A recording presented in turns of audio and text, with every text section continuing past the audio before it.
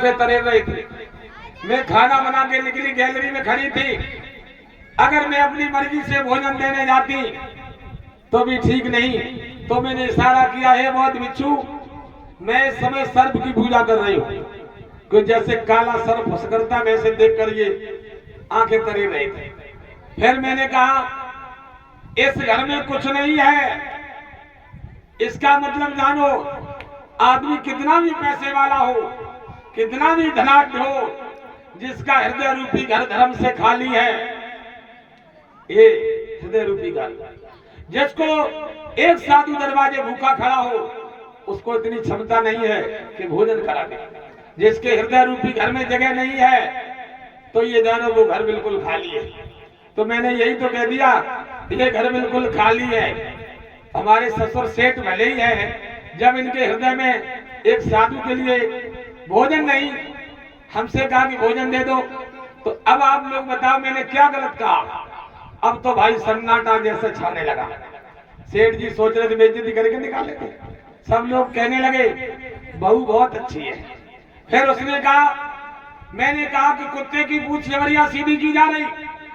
मेरी सासुर खाना परस रही थी अपने पति को, हमारे ससुर को, और मेरी एक नंद है, बहुत घूमती है, उधर खाना परोस के आती थी और अपनी बिटिया समझाने लगती। लेकिन कुत्ता की पूंछ सीधी करना वो मानती नहीं है। इसलिए मैंने कह दिया, बहुत बिच्छू, इस घर में तो कुत्ते की पूंछ जबरिया सीधी की जा रही है। अब तो भाई और सन्नाटा बचा। सेठ जी सोच रहे इसका अपमान करेंगे। फिर लड़की बोली, मैंने क्या कहा? घर में लावाबाज की लड़ाई हो रही है। मेरे ससुर इनकी माँ है जो कोने में पड़ी है, मरणासन अवस्था में है।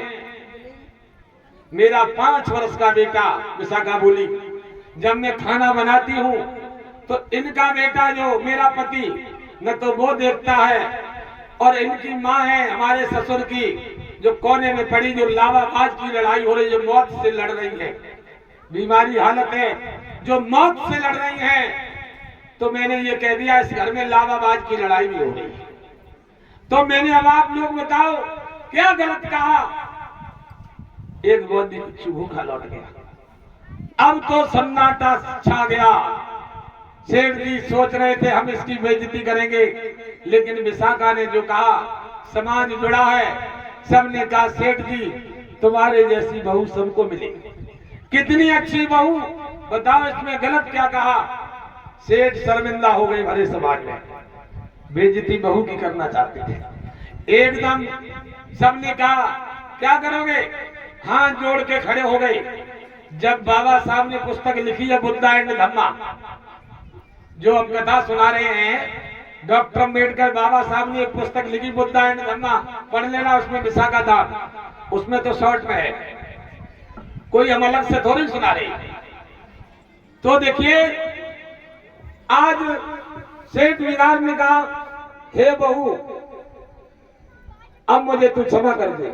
विशाखा बोली, बस अब मैं अपने पिता के साथ में जा रही हूँ।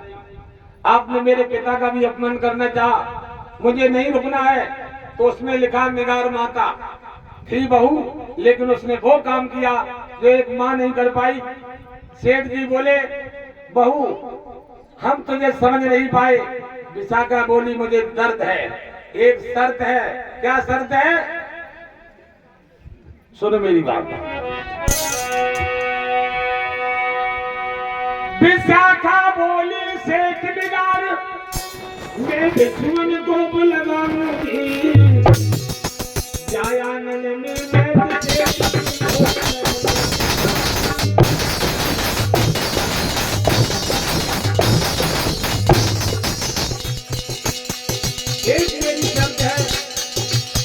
बहुत बच्चों को मिलाकर आंगन में बैठा कर भोजन दान कराऊंगी, तभी मेरे मन को शांति मिलेगी।